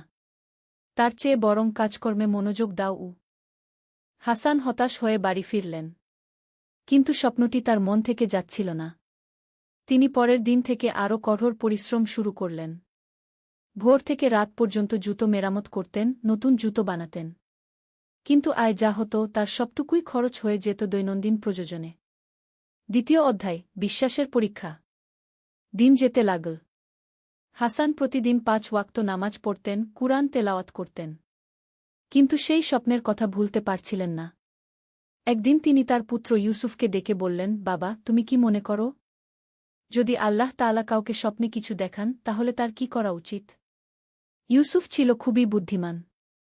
সে বলল, আব্বু, আমি শুনেছি যে হযরত ইউসুফ স্বপ্নের মাধ্যমে অনেক কিছু জানতে পারতেন। আর রাসূলুল্লাহ বলেছেন, ভালো স্বপ্ন আল্লাহর পক্ষ থেকে আসে। তবে আমাদের তাওয়াক্কুল করা উচিত আল্লাহর উপর। ছেলের এই কথা শুনে হাসানের মন আরও দৃঢ় হল। তিনি সিদ্ধান্ত নিলেন যে যে করেই হোক তিনি মক্কা যাবেন। কিন্তু কিভাবে? সেই রাতে তিনি তাহাজ্জুদের নামাজে দাঁড়িয়ে আল্লাহর কাছে দোয়া করলেন, হে আল্লাহ, তুমি সর্বশক্তিমান। তুমি যদি আমাকে এই স্বপ্ন দিয়ে থাকো, তাহলে আমাকে পথ দেখাও। আর যদি এটি শয়তানের কুমন্ত্রণা হয়, তাহলে আমাকে রক্ষা করো। নামাজ শেষে তিনি যখন বিছানায় যেতে চাইলেন, তখন দরজায় টোকা পড়ল। রাতের এই সময় কে এসেছে? দরজা খুলে দেখেন একজন অজানা লোক দাঁড়িয়ে আছেন। লোকটি বয়স্ক, সাদা দাড়ি, চেহারায় নূরের আভা। আপনি কে ভাই? হাসান জিজ্ঞেস করলেন। লোকটি বললেন, আমি একজন মুসাফির। গ্রামে নতুন এসেছি। শুনেছি আপনি খুবই ভালো মানুষ। আমার একটি প্রস্তাব আছে। আপনার কি মক্কা যাওয়ার ইচ্ছা আছে? হাসান অবাক হয়ে গেলেন। এ কি কাণ্ড! তিনি সবিস্তারে তার স্বপ্নের কথা বললেন। লোকটি মুস্কি হেসে বললেন, আমি একটি কাফেলার সাথে মক্কা যাচ্ছি। আপনি যদি চান তাহলে আমি আপনার যাত্রার খরচ বহন করব। কিন্তু একটি শর্ত আছে। আপনার স্ত্রীর হাতের তৈরি খাবার নিতে হবে পথের জন্য। আর আপনাকে পুরো সফরে আমাদের গাইড হিসেবে কাজ করতে হবে। হাসান আনন্দে আত্মহারা হয়ে গেলেন। তিনি বুঝতে পারলেন এটি আল্লাহর রহমত। তিনি লোকটির কথা মেনে নিলেন। তৃতীয় অধ্যায়, মক্কার পথে। 3 দিন পর হাসান তার স্ত্রী আয়েশা এবং পুত্র ইউসুফকে নিয়ে সেই কাফেলার সাথে মক্কার পথে রওনা দিলেন। কাফেলায় ছিল প্রায় 50 জন মানুষ। সেই রহস্যময় লোকটির নাম ছিল আব্দুল করিম। তিনি খুবই জ্ঞানী এবং ধার্মিক মানুষ ছিলেন। পথে চলতে চলতে আব্দুল করিম হাসানকে অনেক দিনই কথা বললেন। তিনি বললেন, হাসান ভাই, আল্লাহ তাআলা যখন কোনো বান্দাকে পরীক্ষা করেন তখন তিনি তার সবর দেখেন। আর যে সবর করে আল্লাহ তাকে অবশ্যই পুরস্কার দেন। কিন্তু আব্দুল করিম ভাই, হাসান বললেন, আমার তো কোনো বিশেষ যোগ্যতা নেই। আমি শুধু একজন সাধারণ মুচিউ। আব্দুল করিম হেসে বললেন, আল্লাহর কাছে কেউ ছোট নেই। তিনি দেখেন অন্তরের অবস্থা। আপনার অন্তর পবিত্র, আপনার নিয়ত সৎ। এটাই সবচেয়ে বড় কথা। পথে বিভিন্ন শহর ও গ্রাম অতিক্রম করতে করতে হাসান দেখলেন বিভিন্ন ধরনের মানুষের জীবনযাত্রা। কোথাও দেখলেন দরিদ্র মানুষেরা একে অপরের সাহায্য করছে, কোথাও দেখলেন ধনী মানুষেরা গরিবদের খাওয়াচ্ছে। একদিন এক গ্রামে থামল কাফেলা। সেখানে দেখা গেল একটি পরিবার খুবই কষ্টে আছে। পরিবারটির কর্তা অসুস্থ, তার স্ত্রী ও 3 সন্তান প্রায় অনাহারে দিন কাটাচ্ছে। আয়েশা এই দৃশ্য দেখে কাঁদতে লাগলেন। আমরা কি তাদের সাহায্য করতে পারি না? আয়েশা স্বামীকে বললেন। হাসান তার কাছে যা কিছু খাবার ছিল সব সেই পরিবারকে দিয়ে দিলেন। এমনকি তার নিজের জন্য সঞ্চিত সামান্য অর্থ দিয়ে দিলেন। আব্দুল করিম এই ঘটনা দেখে খুশি হলেন। তিনি হাসানকে বললেন, আল্লাহ তাআলা এভাবেই তার বান্দাদের পরীক্ষা করেন। তিনি দেখেন আমরা অন্যের কষ্টে কতটা সাহায্য করি। চতুর্থ অধ্যায়, মক্কায় পৌঁছানো। প্রায় 1 মাস পর কাফেলা মক্কা শরীফে পৌঁছাল। হাসান কাবা শরীফ দেখে কান্নায় ভেঙে পড়লেন। এটা ছিল তার জীবনের সবচেয়ে আনন্দের মুহূর্ত। তিনি উমরাহ সম্পন্ন করলেন, কাবা শরীফে তাওয়াফ করলেন। তারপর সেই মুহূর্ত যার জন্য তিনি এত দূর এসেছেন। স্বপ্নে দেখা স্থানটি খুঁজে বের করতে হবে। কিন্তু কাবা শরীফের চারদিকে এত মানুষ, এত ভিড়। কোথায় খুঁড়বেন? আব্দুল করিম তাকে বললেন, তাড়াহুড়ো করবেন না। প্রথমে আল্লাহর ইবাদত করুন। তারপর দেখা যাবে। হাসান প্রতিদিন মসজিদুল হারামে নামাজ পড়তেন, কুরআন তেলাওয়াত করতেন। একদিন ভোরবেলা, যখন মানুষ কম ছিল, তিনি স্বপ্নে দেখা সেই স্থানটি খুঁজে পেলেন। এটা ছিল কাবা শরীফের পূর্ব দিকে একটি নির্দিষ্ট স্থান। কিন্তু এখানে খোঁড়া তো সম্ভব নয়। এটা তো মসজিদুল হারামের পবিত্র ভূমি। হাসান চিন্তায় পড়ে গেলেন। সেই রাতে তিনি আবার স্বপ্ন দেখলেন। এবার তিনি দেখলেন যে একজন উজ্জ্বল চেহারার মানুষ তাকে বলছেন, হে হাসান, যা খুঁজছ তা তোমার হৃদয়েই আছে। বাহ্যিক সম্পদের পেছনে না দৌড়ে আত্মিক সম্পদ খোঁজো। পঞ্চম অধ্যায়, আসল ধনসম্পদ। পরের দিন সকালে হাসান খুবই বিভ্রান্ত ছিলেন। তিনি আব্দুল করিমের কাছে গিয়ে সব কথা বললেন। আব্দুল করিম মনোযোগ সহকারে সব কিছু শুনলেন, তারপর বললেন, হাসান ভাই, আল্লাহ তাআলা আপনাকে অনেক বড় একটি শিক্ষা দিয়েছেন। আসল ধনসম্পদ কোনো সোনারূপা নয়। আসল ধনসম্পদ হল আল্লাহর প্রতি বিশ্বাস, ভালো কাজ এবং অন্যের সেবা। কিন্তু আমার পরিবারের ভরণপোষণের কথা? হাসান জিজ্ঞেস করলেন। আল্লাহ তাআলা কি তার বান্দাদের রিজিক দেন না? আব্দুল করিম জবাব দিলেন। তিনি আপনাকে এই সফরে এনেছেন কেন? শুধু সোনার খোঁজে? নাকি আপনার ঈমান বৃদ্ধির জন্য? হাসান গভীরভাবে চিন্তা করলেন। সত্যিই তো, এই সফরে এসে তার ঈমান অনেক বেড়েছে। তিনি নানান ভালো মানুষের সাথে পরিচিত হয়েছেন, অনেক কিছু শিখেছেন। তখন আব্দুল করিম বললেন, চলুন আমরা কয়েকদিন মক্কায় থেকে আল্লাহর ইবাদত করি। আর দেখি আল্লাহ আমাদের কি দেন। মক্কায় থাকার সময় হাসান দেখলেন যে তার স্ত্রী আয়েশার রান্না করা খাবার খুব সুস্বাদু। অনেক হাজি তাদের খাবার চেয়ে খেত। এক হাজি এসে বললেন, আপনাদের খাবার এত ভালো যে আমরা এর দাম দিতে চাই। প্রথমে হাসান রাজি হলেন না। কিন্তু আব্দুল করিম বললেন, এটাও তো আল্লাহর দেওয়া একটা উপায় হতে পারে। ধীরে ধীরে আয়েশার রান্নার খ্যাতি ছড়িয়ে পড়ল। অনেক হাজি তাদের কাছে খাবার অর্ডার দিতে লাগল।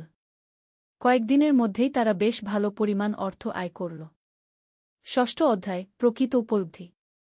মক্কায় 1 সপ্তাহ থাকার পর হাসান বুঝতে পারলেন যে আল্লাহ তাআলা তাকে প্রকৃত ধনসম্পদ দিয়েছেন।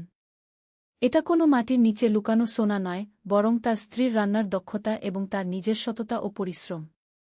একদিন হাসান আব্দুল করিমকে বললেন, ভাই, আমি এখন বুঝতে পারছি। আল্লাহ আমাকে স্বপ্নে সোনার কথা দেখিয়েছিলেন, কিন্তু তার উদ্দেশ্য ছিল আমাকে এখানে আনা, যাতে আমি প্রকৃত সম্পদ খুঁজে পাই। আব্দুল করিম মুচকি হেসে বললেন, আলহামদুলিল্লাহ, আপনি বুঝতে পেরেছেন। আল্লাহ তাআলা কখনো তার বান্দাদের নিরাশ করেন না। তবে তিনি আমাদের যা দেন সেটা আমাদের প্রত্যাশার চেয়ে আলাদা হতে পারে, কিন্তু সেটাই আমাদের জন্য সবচেয়ে ভালো। হাসানের পুত্র ইউসুফ তার বাবাকে বলল, আব্বু, আমিও শিখেছি যে আল্লাহ যা দেন সেটাই সবচেয়ে ভালো, আর আসল সম্পদ হল নেক কাজ এবং ভালো মানুষ হওয়া। এই কথা শুনে হাসানের চোখে পানি এসে গেল। তিনি বুঝলেন যে তার সন্তানও এই সফর থেকে অনেক কিছু শিখেছে। সপ্তম অধ্যায়, নতুন জীবনের সূচনা। মক্কা থেকে ফেরার পথে হাসানের পকেটে ছিল প্রায় 3 গুণ অর্থ, যা দিয়ে তিনি এসেছিলেন। কিন্তু তার চেয়েও বড় কথা, তার হৃদয়ে ছিল অগাধ প্রশান্তি এবং আল্লাহর প্রতি দৃঢ় বিশ্বাস। পথে একটি গ্রামে আবার সেই দরিদ্র পরিবারের সাক্ষাৎ পেলেন যাদের তারা সাহায্য করেছিলেন। দেখলেন যে পরিবারের কর্তা এখন সুস্থ হয়ে উঠেছেন এবং তিনি একটি ছোট ব্যবসা শুরু করেছেন। সেই পরিবার হাসানদের দেখে খুশিতে কান্না করে ফেল। আপনাদের সাহায্য আমাদের জীবন বদলে দিয়েছে, পরিবারের কর্তা বললেন। আল্লাহ আপনাদের উত্তম প্রতিদান দিন। এই ঘটনা হাসানের মনে আরও গভীর প্রভাব ফেল। তিনি বুঝলেন যে অন্যের সাহায্য করাই আসলে সবচেয়ে বড় ধনসম্পদ। আব্দুল করিম হাসানকে বললেন, দেখুন, আপনি যে সাহায্য করেছিলেন তার ফল কত সুন্দর। আল্লাহ তাআলা বলেছেন, তোমরা আল্লাহর পথে যা খরচ করো তিনি তার চেয়ে ভালো প্রতিদান দেন। অষ্টম অধ্যায়, গৃহে ফিরে। নিজের গ্রামে ফিরে এসে হাসান প্রথমেই মসজিদে গেলেন শুকরিয়ার নামাজ পড়তে। তারপর তিনি তার বন্ধু আবু বকরের কাছে গেলেন। আবু বকর তাকে দেখে অবাক হয়ে বললেন, হাসান, তুমি তো ভালো দেখাচ্ছ। মক্কা থেকে কি এনেছ? হাসান মুচকি হেসে বললেন, বন্ধু, আমি যা এনেছি তা কোনো সোনারূপা নয়। আমি এনেছি জীবনের নতুন দিকনির্দেশনা। তারপর তিনি আবু বকরকে পুরো ঘটনা বললেন। আবু বকর বিস্মিত হয়ে শুনলেন। কিন্তু এখন তুমি কি করবে? আবু বকর জিজ্ঞেস করলেন। হাসান বললেন, আমি আমার আগের কাজ চালিয়ে যাব। কিন্তু এর সাথে সাথে আয়েশা খাবারের একটি ছোট ব্যবসা শুরু করবে। আর আমি চেষ্টা করব গরিব মানুষদের সাহায্য করতে। আবু বকর মাথা নেড়ে বললেন, তুমি সত্যিই পরিবর্তন হয়েছ। নবম অধ্যায়, নতুন উদ্যোগ। হাসান এবং আয়েশা তাদের নতুন পরিকল্পনা বাস্তবায়ন শুরু করলেন। আয়েশা বাড়িতে বিভিন্ন ধরনের খাবার তৈরি করতেন আর হাসান সেগুলো বাজারে বিক্রি করতেন। তার জুতো মেরামতের কাজও চলতে থাকল। প্রথম দিকে ব্যবসা খুব একটা ভালো যায়নি, কিন্তু হাসান হাল ছাড়েননি। তিনি মনে রেখেছিলেন মক্কায় পাওয়া শিক্ষা, ধৈর্য এবং আল্লাহর উপর ভরসা। ধীরে ধীরে মানুষ আয়েশার রান্নার স্বাদের কথা জানতে পারল। গ্রামের বিভিন্ন অনুষ্ঠানে তাদের খাবার অর্ডার আসতে লাগল। হাসান দেখলেন যে সৎ পথে কঠোর পরিশ্রম করে এবং আল্লাহর উপর ভরসা রেখে কাজ করলে অবশ্যই সফলতা আসে।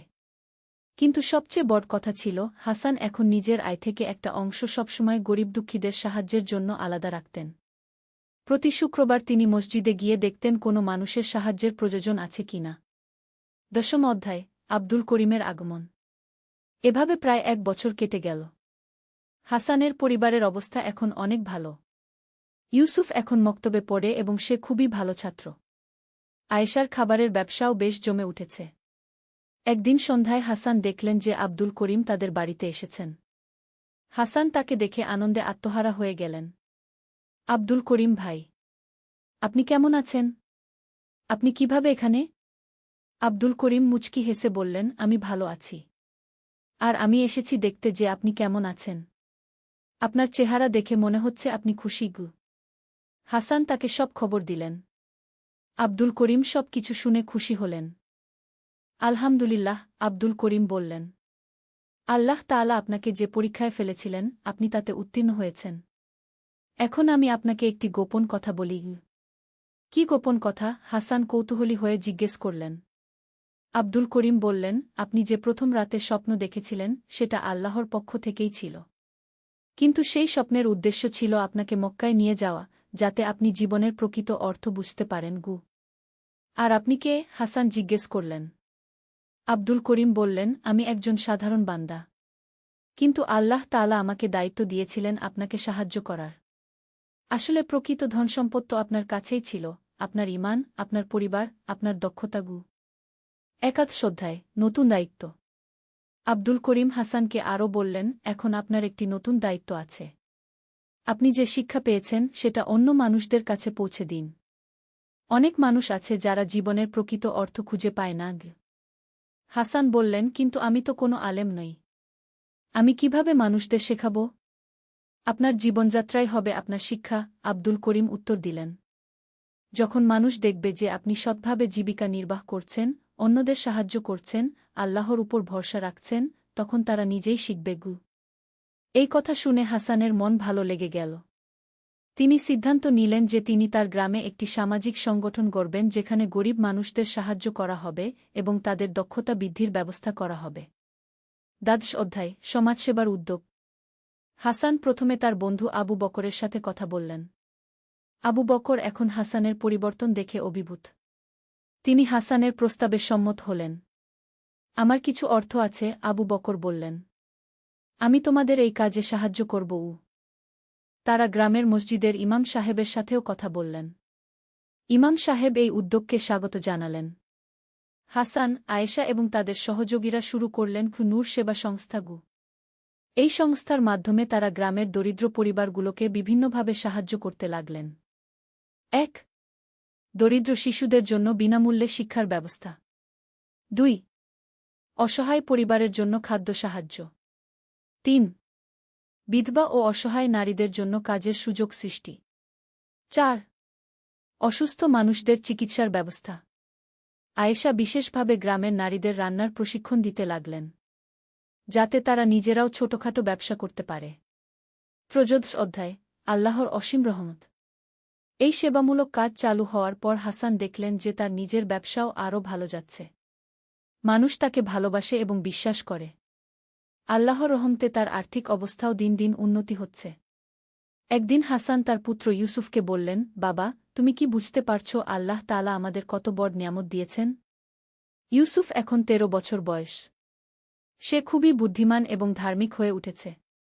সে বলল, আব্বু, আমি বুঝেছি যে আসল সম্পদ হল অন্যের সেবা করা। আল্লাহ তাআলা যখন দেখেন যে আমরা তার বান্দাদের সেবা করছি, তখন তিনি আমাদের আরও বেশি দেন গু। হাসান গর্বিত হলেন তার সন্তানের এই উপলব্ধি দেখে। চতুর্দশ অধ্যায়, পরবর্তী প্রজন্মের শিক্ষা। ইউসুফ এখন নূর সেবা সংস্থার কাজেও সাহায্য করে। সে গ্রামের ছোট বাচ্চাদের পড়াশোনা শেখায়। তার মধ্যে তার বাবার মতোই সেবার মনোভাব গড়ে উঠেছে। একদিন ইউসুফ তার বাবাকে বলল, আব্বু, আমি বড় হয়ে একজন ইসলামিক স্কলার হতে চাই, যাতে আরও ভালোভাবে মানুষদের সেবা করতে পারি। হাসান খুশি হয়ে বললেন, আল্লাহ তোমার মনোবাসনা পূরণ করুন। কিন্তু মনে রেখো, প্রকৃত আলেম হতে হলে শুধু বই পড়া যথেষ্ট নয়। মানুষের সেবা করতে হয়, বিনয়ী থাকতে হয় গিয়ে।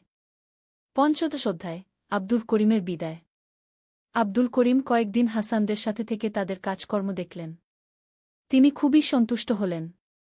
বিদায়ের দিন আব্দুল করিম হাসানকে বললেন, আমার কাজ এখানে শেষ।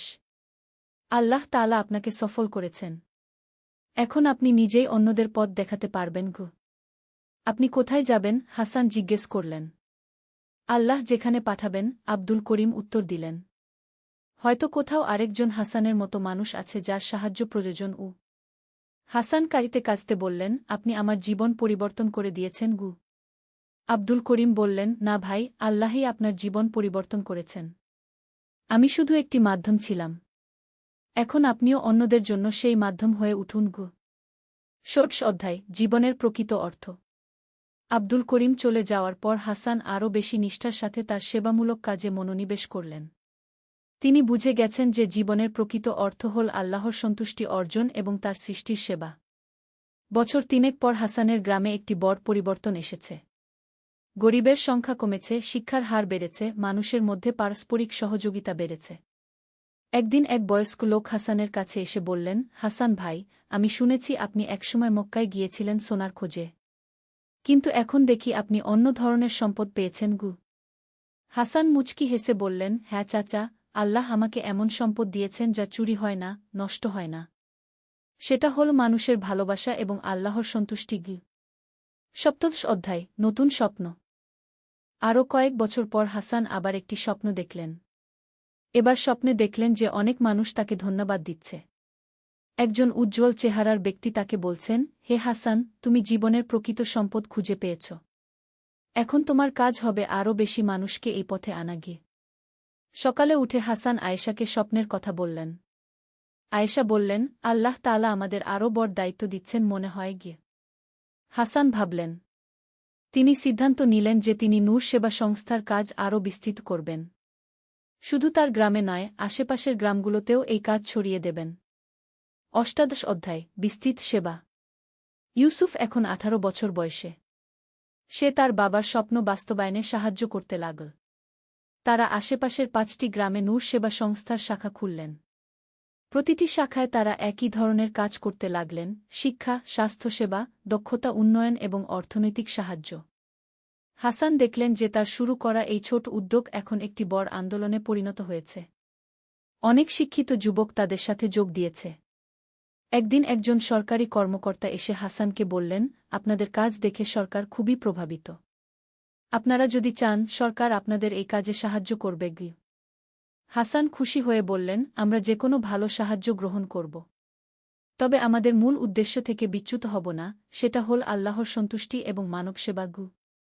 19তম অধ্যায়, পরবর্তী প্রজন্মের হাতে দায়িত্ব। হাসান এখন 50 বছর বয়সে পৌঁছেছেন। ইউসুফ ইসলামিক স্টাডিজে উচ্চশিক্ষা সম্পন্ন করে ফিরে এসেছে। সে এখন নূর সেবা সংস্থার প্রধান নির্বাহী। একদিন হাসান ইউসুফকে বললেন, বাবা, এখন তোমার উপর দায়িত্ব। আমি বয়স্ক হয়ে যাচ্ছি। ইউসুফ বলল, আব্বু, আপনি আমাদের যে শিক্ষা দিয়েছেন আমরা সেই পথেই চলব। আপনি নিশ্চিন্ত থাকুন গ। হাসান দেখলেন যে তার সন্তান তার চেয়েও ভালো কাজ করতে পারবে। এতে তিনি গর্বিত এবং কৃতজ্ঞ। 20তম অধ্যায়, জীবনের সূর্যাস্ত। হাসানের জীবনের শেষ দিকে এসে তিনি পেছনের দিকে তাকালেন। যে স্বপ্ন দিয়ে তার এই যাত্রা শুরু হয়েছিল, সেই স্বপ্নের প্রকৃত অর্থ এখন তার কাছে পরিষ্কার। আল্লাহ তাআলা তাকে সত্যিই সোনার মোহর দিয়েছিলেন, কিন্তু সেগুলো মাটির নিচে ছিল না। সেগুলো ছিল তার নেক কাজে, মানুষের ভালোবাসায়, সন্তানের সুশিক্ষায় এবং আল্লাহর সন্তুষ্টিতে। একদিন মসজিদে খুতবায় ইমাম সাহেব বললেন, আমাদের গ্রামের হাসান ভাই আমাদের দেখিয়েছেন যে প্রকৃত ধনসম্পদ কি। তিনি সোনার খোঁজে গিয়ে পেয়েছেন জীবনের প্রকৃত রত্ন। হাসান বিনয়ের সাথে মাথা নিচু করে রাখলেন। তিনি জানেন এসব কিছুই আল্লাহর রহমত। 21তম অধ্যায়, অনন্ত যাত্রার প্রস্তুতি। 80 বছর বয়সে হাসান অসুস্থ হয়ে পড়লেন। তিনি বুঝতে পারলেন যে তার পার্থিব জীবনের সময় ফুরিয়ে আসছে। তিনি তার পরিবার এবং নূর সেবা সংস্থার সকল সদস্যদের কাছে ডেকে বললেন, আমার সময় এসে গেছে। আল্লাহর কাছে ফিরে যাওয়ার সময়। তবে তোমরা এই কাজ চালিয়ে যেও। মনে রেখো, প্রকৃত সফলতা হল আল্লাহর সন্তুষ্টি অর্জন গু। তিনি তার পুত্র ইউসুফের হাত ধরে বললেন, বাবা, আল্লাহ যে স্বপ্ন দিয়ে আমার জীবন শুরু করিয়েছিলেন, সেই স্বপ্ন এখন বাস্তব হয়েছে। এখন তোমার স্বপ্ন দেখার পালা গু। সমাপনী, আল্লাহর অসীম করুণা। হাসান ইবনে আহমদ যখন ইন্তেকাল করলেন, তখন তার জানাজায় হাজার হাজার মানুষ এসেছিল। তারা সবাই এসেছিল সেই মানুষটিকে বিদায় জানাতে যিনি তাদের জীবনে আলো এনেছিলেন। ইউসুফ তার বাবার কবরের পাশে দাঁড়িয়ে বলল, আব্বু, আপনি যে স্বপ্ন দেখেছিলেন, সেই স্বপ্ন আজও বেঁচে আছে। আপনার গড়া নূর সেবা সংস্থা এখন দেশের বিভিন্ন প্রান্তে কাজ করছে। আপনি সত্যিই সোনার চেয়েও মূল্যবান সম্পদ রেখে গেছেন গু। আজও সেই গ্রামের মানুষ হাসান ইবনে আহমদের কাহিনী বলে। তারা বলে যে মানুষ আল্লাহর উপর পূর্ণ ভরসা রাখে এবং অন্যদের সেবা করে, আল্লাহ তাকে এমন সম্পদ দেন যা কোনোদিন ফুরিয়ে যায় না। এই গল্পের শিক্ষা হল, প্রকৃত ধনসম্পদ সোনার উপায় নেই, বরং আছে আল্লাহর প্রতি বিশ্বাস, সৎ কাজ এবং মানব সেবায়। যে ব্যক্তি এই পথে চলে, আল্লাহ তাকে এমন সব নিয়ামত দান করেন যা দুনিয়া ও আখিরাত উভয় জগতে কল্যাণকর। সমাপ্ত। যারা ঈমান আনে এবং সৎকাজ করে, তাদের জন্য রয়েছে জান্নাত, যার পাদদেশে নহর প্রবাহমান গু। সূরা বাকারা 2:5।